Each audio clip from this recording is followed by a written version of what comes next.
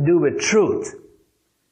A child cries when he wants to force his mother to give him milk or change him or whatever. As the child grows up, he begins to use words to manipulate his environment. Words have nothing to do with truth. They are means we use to manipulate each other. They are a means of acquiring power over others. So language has no meaning, and then logic has no meaning, because all meaning is creation and invention of cultures. Then all cultures are relative. Nothing is truth, really true, objectively true.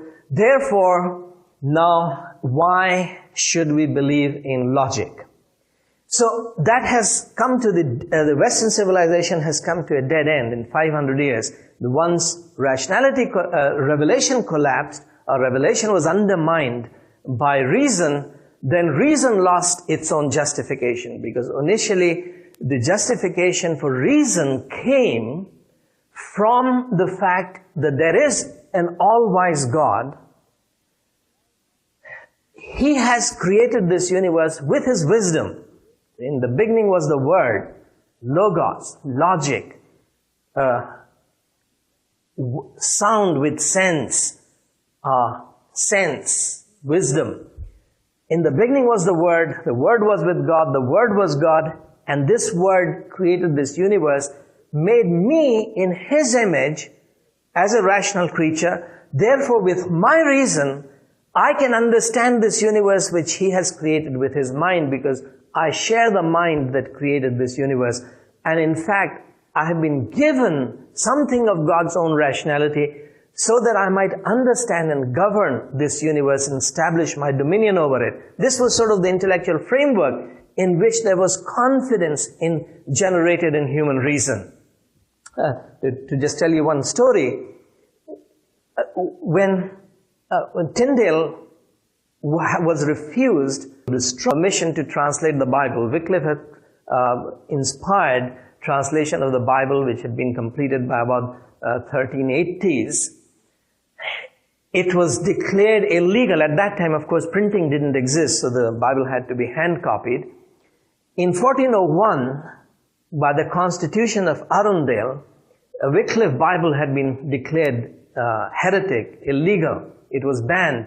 By 1408, it was declared that if anyone has found owning or reading or copying Tyndale's Bible, you will be hanged, you will be burned alive. So it was a dangerous thing to own Wycliffe's Bible, and one aspect of those constitutions of Arundel was, Arundel was the Archbishop of Canterbury, and in that capacity he was head of Oxford University, and these constitutions were worked out in Oxford. One of the provisions was that no one is allowed to translate the Bible into English without the permission of the bishops. And that permission was not given to anyone for 120 years.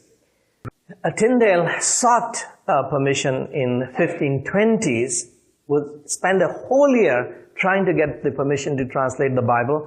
He was not given the permission, and he realized that things have degenerated so bad in the universities, in the church, in the whole social, economic, political life of England, that there is no way we can reform this nation without translating the Bible into the languages of the people and distributing the Bible, making it available. So he became a fugitive. He ran off, and it was illegal to leave England without permission. He risked his life, went. Finally, he paid for it. He was caught and strangled and burnt